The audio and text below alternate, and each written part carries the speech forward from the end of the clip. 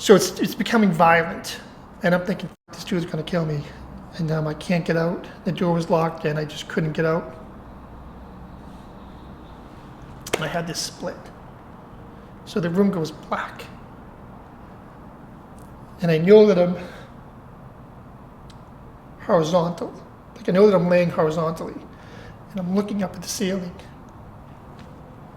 I'm in a black void.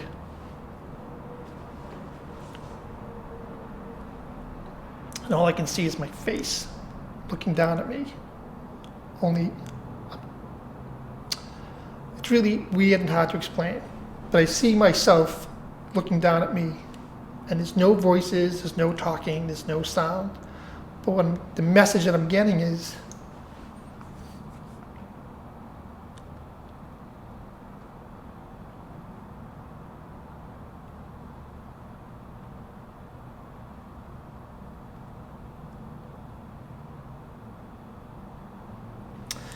the message was, you are safe.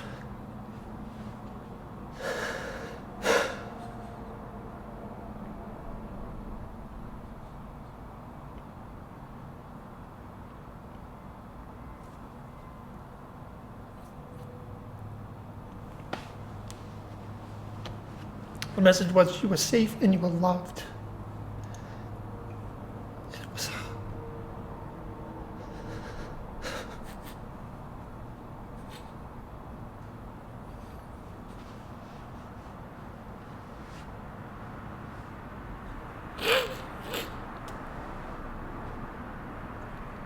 It was interesting. There's no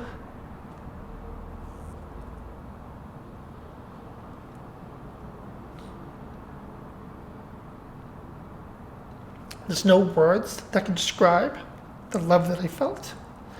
So if you can imagine the birth of your child and magnify that by 1,000,000, this is what I felt. It was so, it overwhelms me. At the time, I had no idea what was going on. I'm thinking, I'm going crazy. Like I thought I was having a nervous breakdown, and at the time there was a book called Sybil that was out. She had multiple personalities and stuff. So I'm thinking, I'm like Sybil.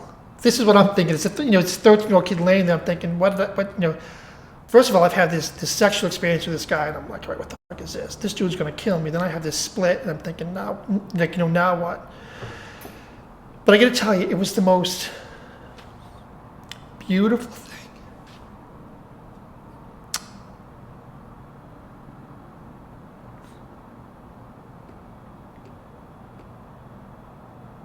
It was awesome. And even now, to this day, it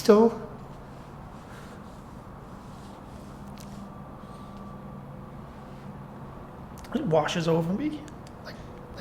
It's not like every minute, but to this day, years and years later, it still washes over me, and I can feel it. Like it's just like warm water, just washing over you, and it's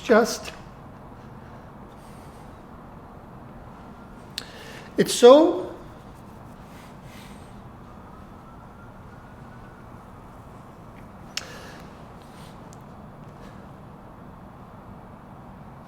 It's hard to explain, but it really does. It's painful. The love is so strong that it hurts.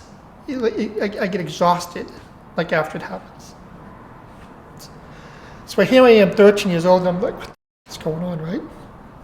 So eventually I get up and I lean against the wall, and things are coming back into focus now, and I'm like, so I'm back in the room, like, okay, and I'm thinking, just hold your shit together, like you just gotta hold. This is a 13-year-old saying, you gotta hold your shit together.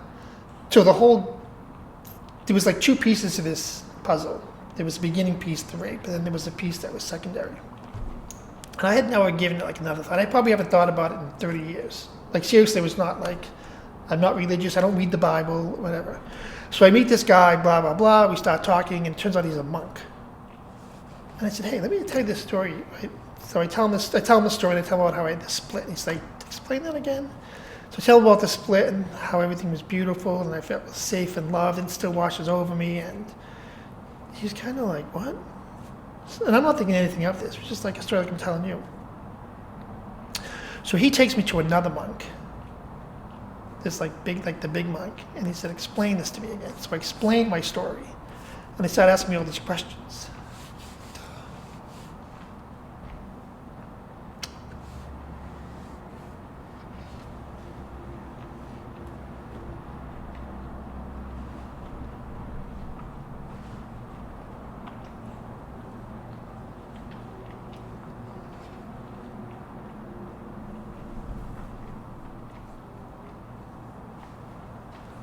I felt like I was in the Inquisition, like really pounding me. And I'm just like, dude, like, like, what's this? I thought you were the monks were nice people. So he starts to ask me, he kept saying, how many people were in the room with you? And I'm saying, there were no people in the room. He says, well, who told you were safe and loved? I said, no one told me. It was just, I just knew.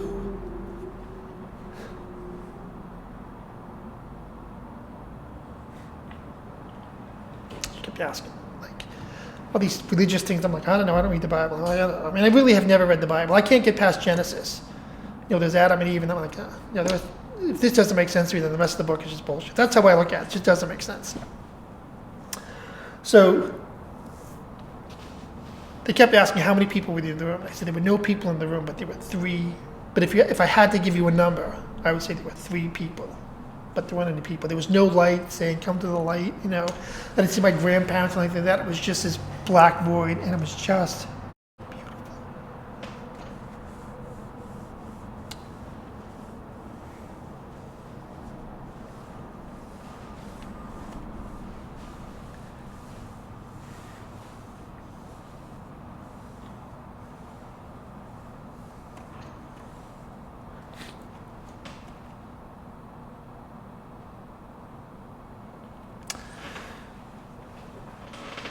So then they started asking me all these questions. I still can't answer them.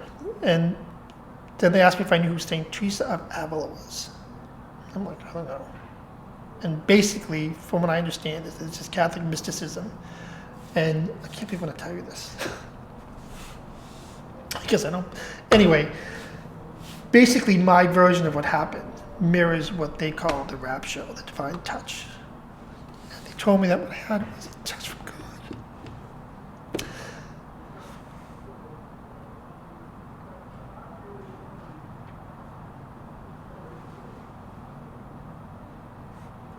Anyway, it overwhelms me. Like,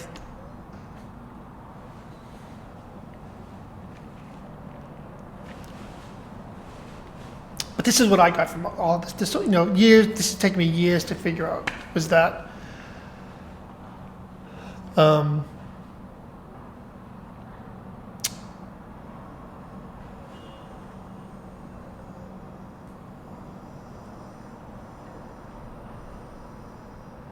like, I hate saying this because I feel like someone who's religious is going to take this and like twist it, but really that we're just love, that we were here, that God's love is so intense that he has to give it away, and he gives it to us, and our job is to give it away, and that's it. And that's all religion is. Like, if you would ask me what the message was, is get rid of all the bullshit in the books and just accept God's love and give it on to somebody else. It's that simple.